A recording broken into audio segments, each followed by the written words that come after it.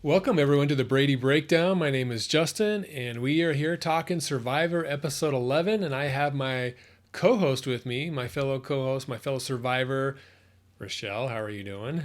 I am great. Here to talk about episode 11. Yeah, everyone will be shooketh.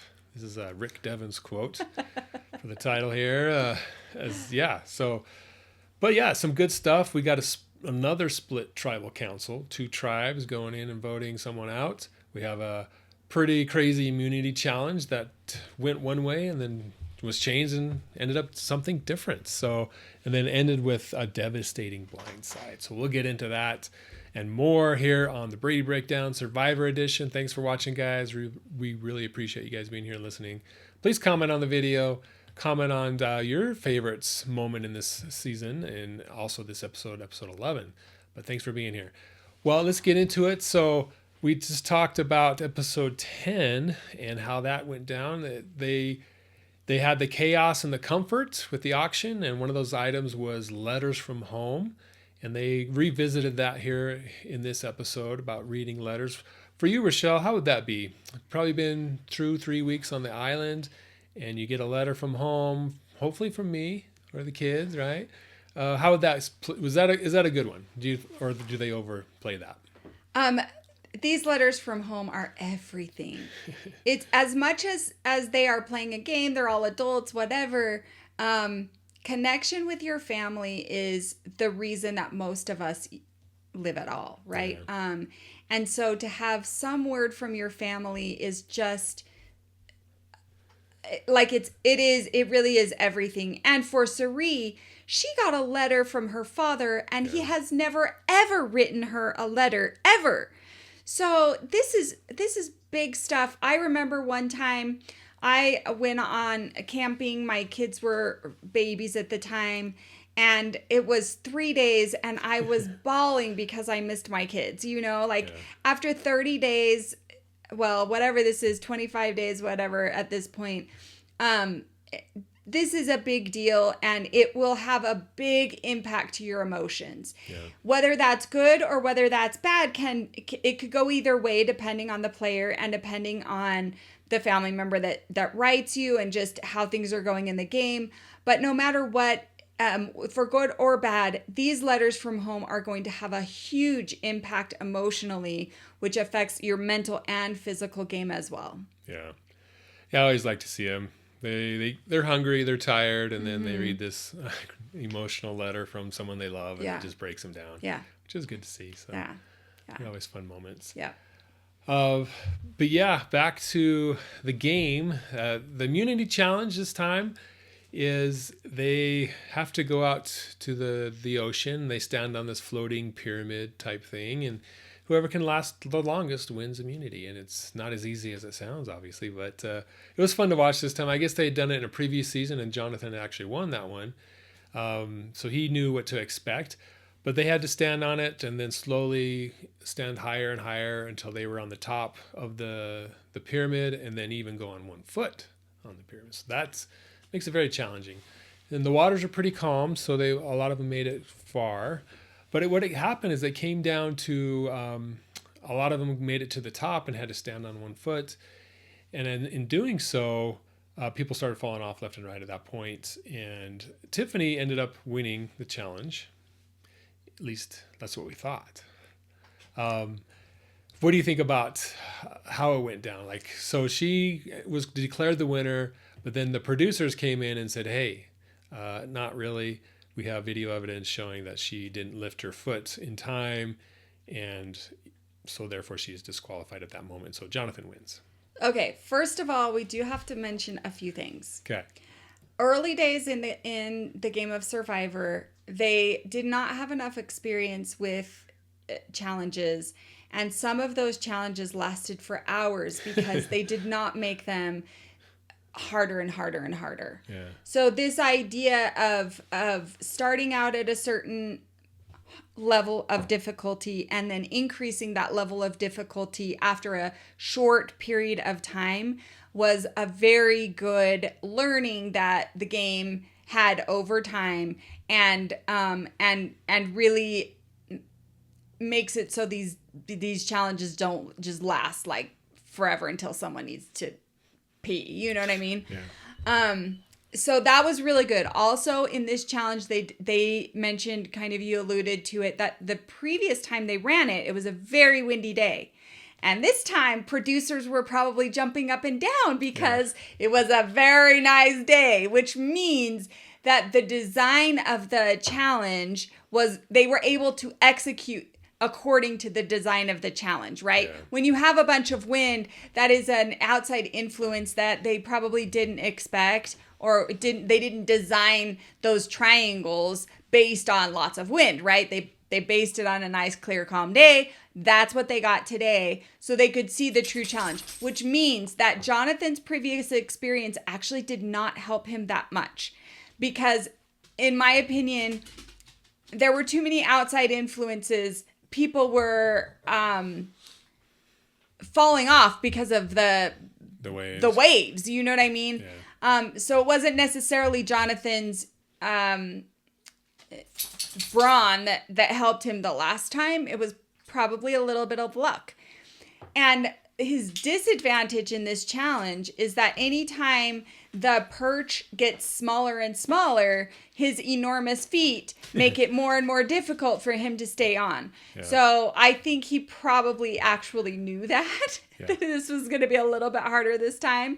Yeah.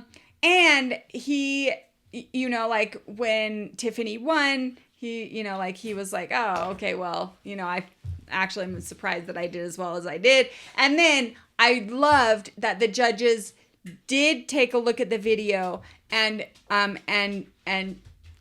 that she hadn't lifted her foot. And we haven't seen a lot of that.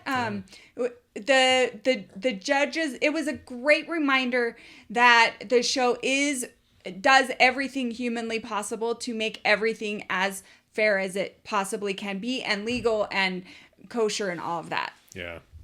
Even though some contestants allege otherwise, right? Yeah. Well, I mean, there was Christian in the chimney sweep. I mean, where were the producers on that one? He clearly cheated.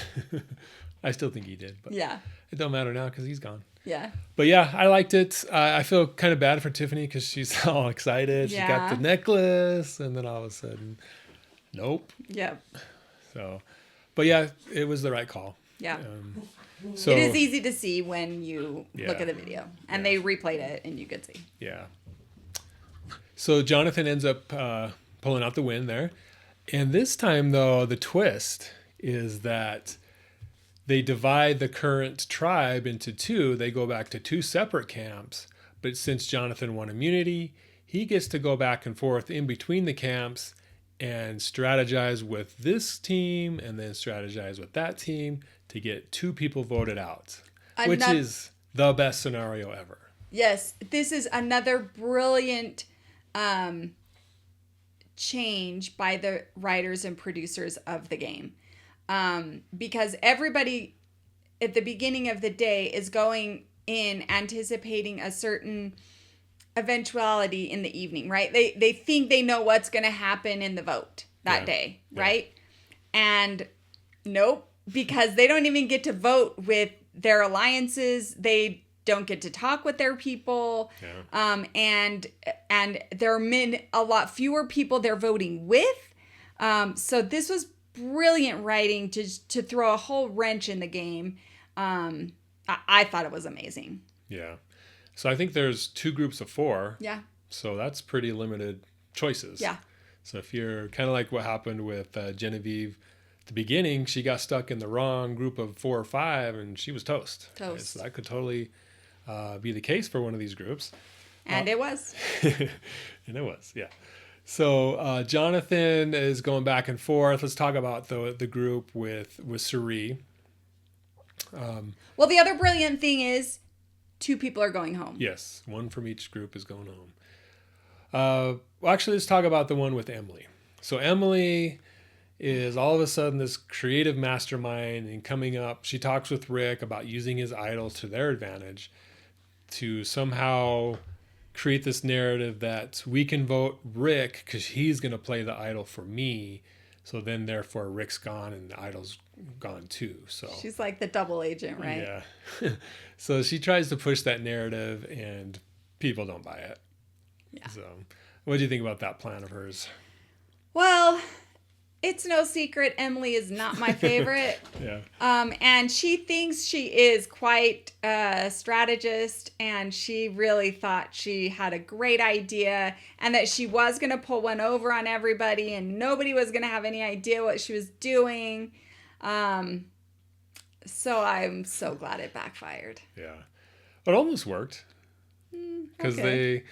because Cirie's on that tribe as well, and she had but the thing is, they didn't realize that she had Extra vote. extra vote. So that came into play later on, but she's worried about, she's separated from her alliance of Rizzo and Ozzy. Yeah. So she's like, well, hopefully they'll look out for each other. I can't do anything.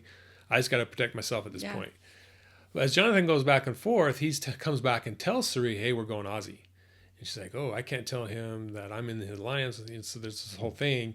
And she just hopes that Rizzo steps up and tells him about this plan that they're all going to enact. And Jonathan's been trying to get Ozzy out for episodes now. So this is his moment. He's going with that. Aubrey's on board on the other tribe with Ozzy and Aubrey and Rizzo. They're all working together to get Ozzy out. But Ozzy makes Blunder of the day. two blunders, big blunders. I was so surprised. How is such an experienced player so dumb? Yeah.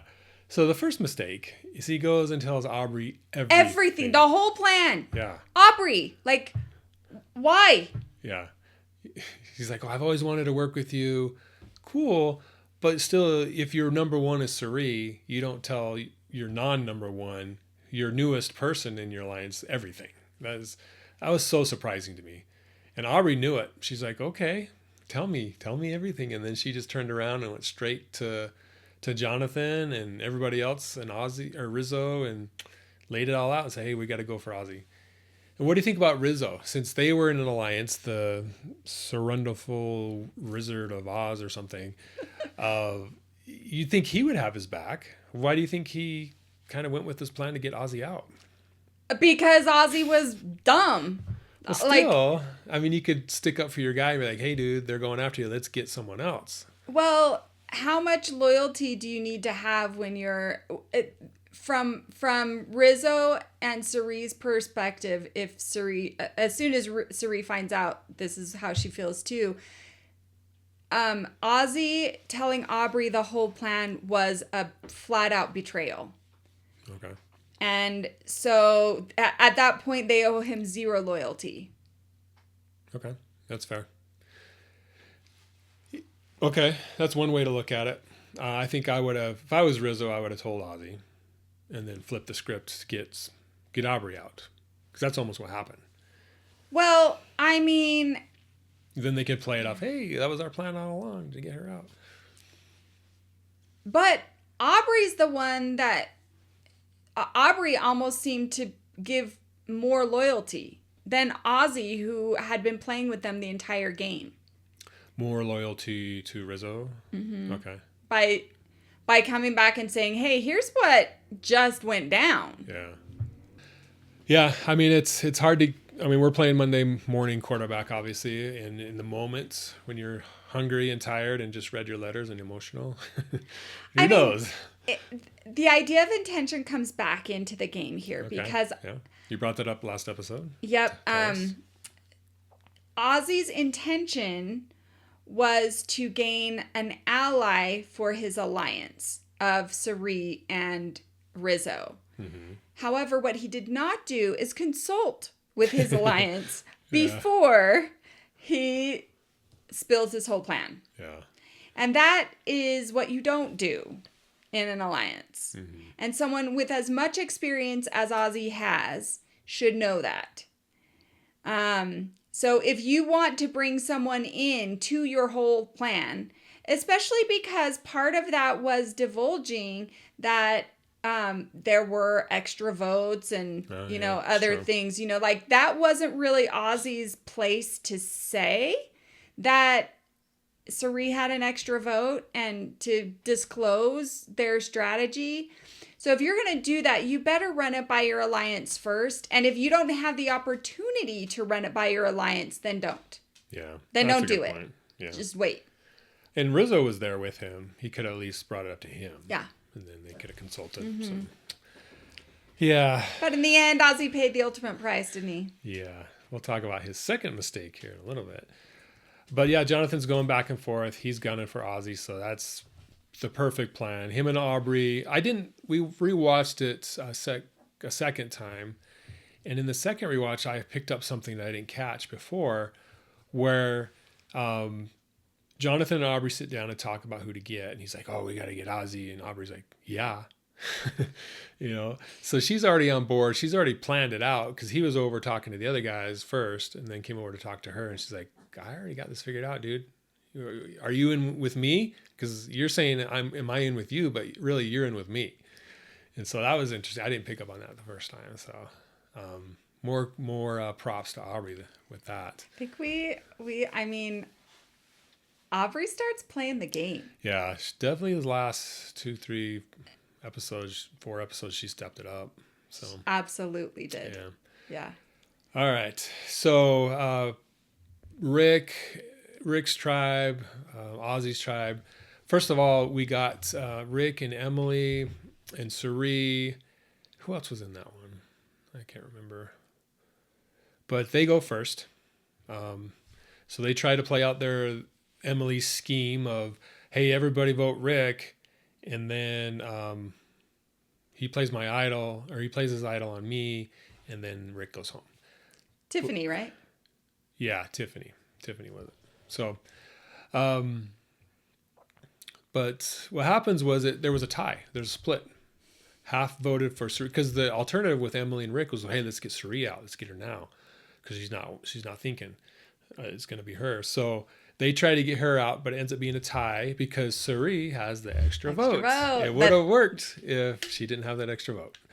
So Cirie almost goes home, but it ends up being a tie. Then they re-vote, and then Emily goes home. Woohoo! Because finally, because Rick did play his idol, but he played it for himself, and then that was it. So, but yeah, so but she goes and just immediately on the jury, so she's there in her dirty clothes with everybody all dressed up nice, and then the second group comes in, and with Ozzy and Rizzo and Aubrey, and Jonathan, and Joe.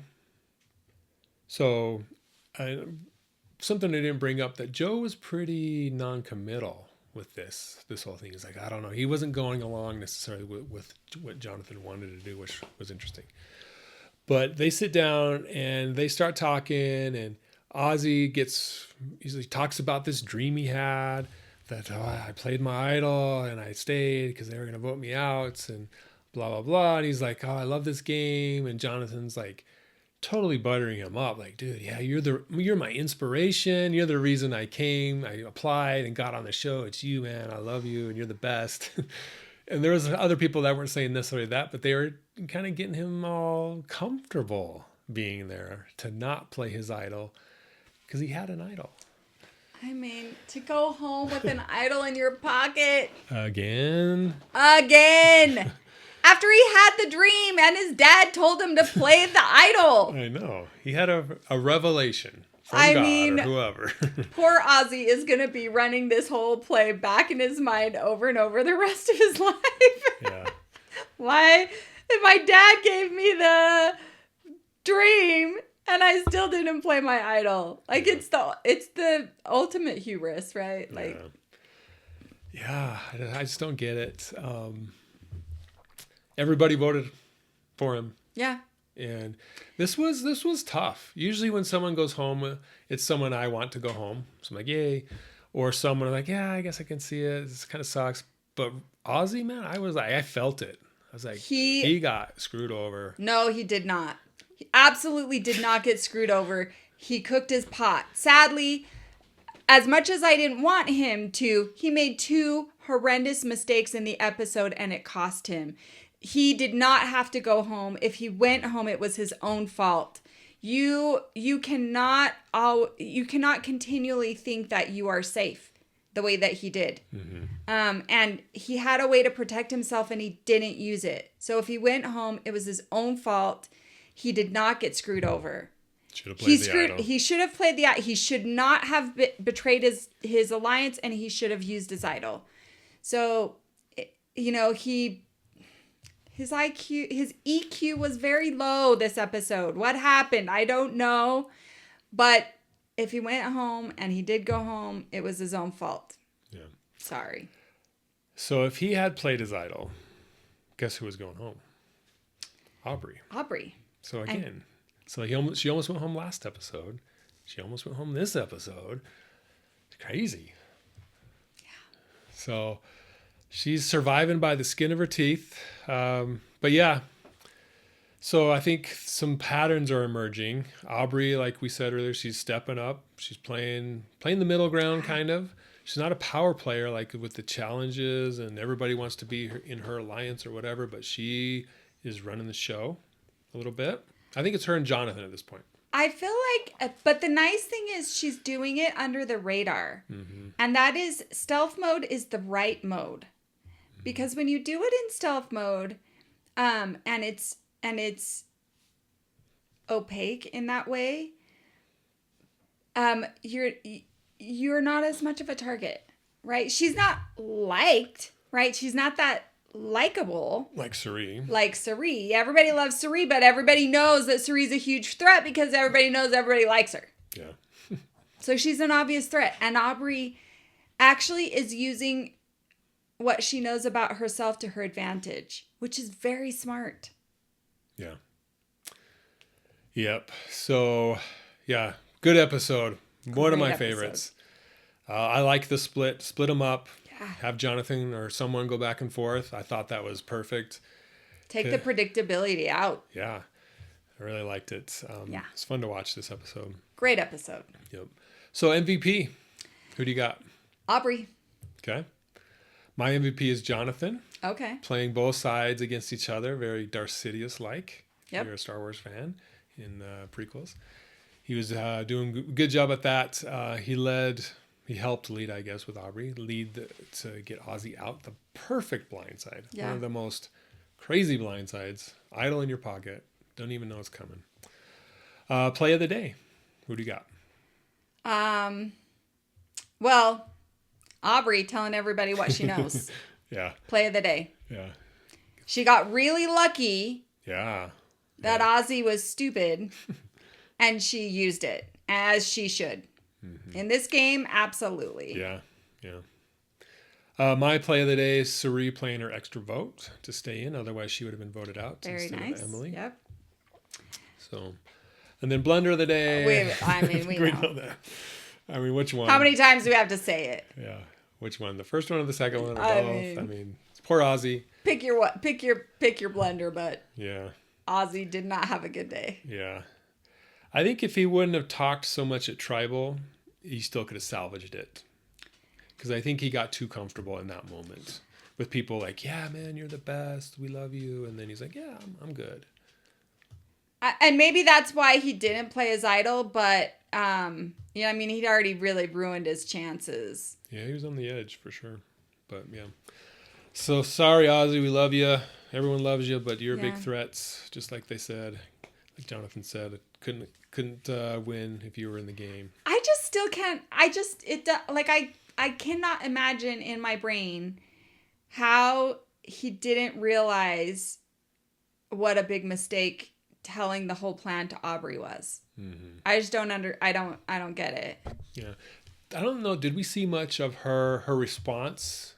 Like, she was just like, kind of like, oh, wow. Yeah. Okay, thank you. Wow. Not only in that moment like that, but like throughout the rest of the day. It was just like, oh, yeah, we got you, man.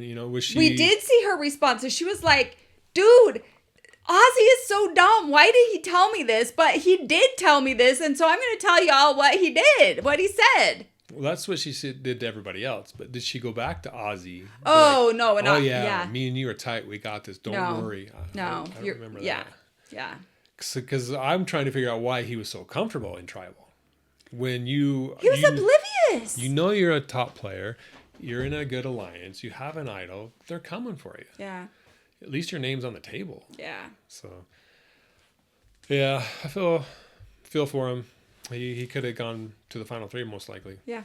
So, but it didn't happen.